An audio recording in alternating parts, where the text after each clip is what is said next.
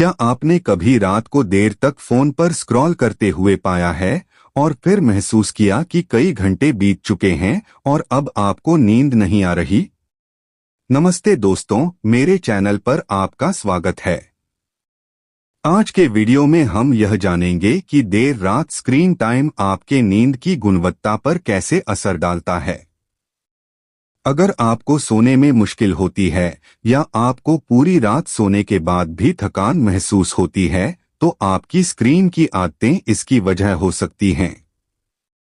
रात को electronic device का इस्तेमाल हमारी दिनचर्या का एक हिस्सा बन गया है। लेकिन क्या आप जानते हैं कि स्क्रीन से निकलने वाली नीली रोशनी आपके दिमाग को यह सोचने पर मजबूर कर देती है कि अभी दिन है। इससे मेलाटोनिन का उत्पादन बाधित होता है, जो कि एक हार्मोन है जो आपको नींद दिलाने में मदद करता है। मेलाटोनिन का स्तर आमतौर पर शाम को बढ़ता है ताकि आप सोने के लिए तैयार हो सकें। लेकिन जब आप फोन, टैबलेट या टीवी की कृत्रिम रोशनी के संपर्क में आते हैं, तो यह प्रक्रिया धीमी हो जाती है, जिससे आपको लंबे समय तक जागते रहने की संभावना बढ़ जाती है। इसके कारण नींद से जुड़ी समस्याएं हो सकती हैं, जैसे कि सोने में कठिनाई, सोते समय बार बार जागना या नींद की गुणवत्ता खराब होना। और सच कहें तो हम सभी ने कभी न कभी देर रात तक नेटफ्लिक्स देखने या सोशल मीडिया स्क्रॉल करने के बाद सुबह की थकान महसूस की है।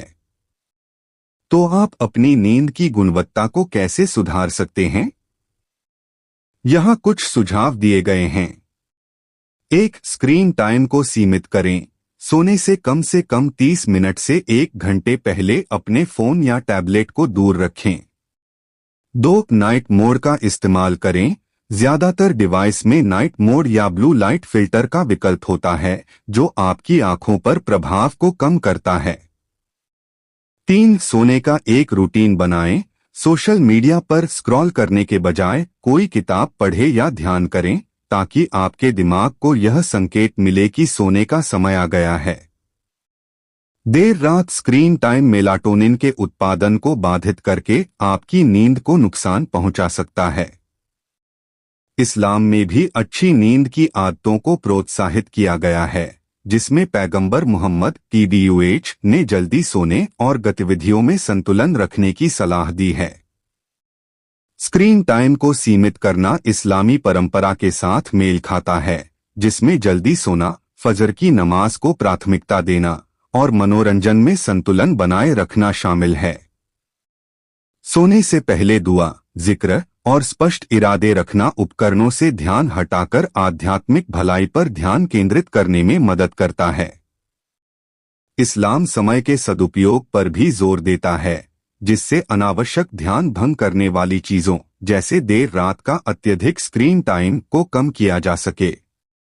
स्लीप साइकिल्स और उनकी अहमियत को समझना भी बेहद दिलचस्प है, क्योंकि नींद की संरचना को समझने से यह पता चलता है कि अच्छी नींद क्यों सेहत और भलाई के लिए महत्वपूर्ण है। नींद के चक्र 2 मुख्य प्रकारों में बंटे होते हैं। 1. Non rapid eye movement NREM slip. इसमें 3 चरण होते हैं, जो धीरे धीरे गहरे होते जाते हैं।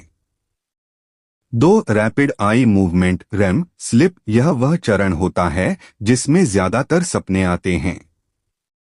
प्रत्येक नींद चक्र लगभग 90 मिनट तक चलता है और रात में कई बार दोहराया जाता है। नींद के चरण। पहला, NREM स्टेज 1। यह जागने से सोने की ओर का संक्रमण होता है, जिसमें हल्की नींद आती है और दिमाग की गतिविधियां धीमी होने लगती हैं।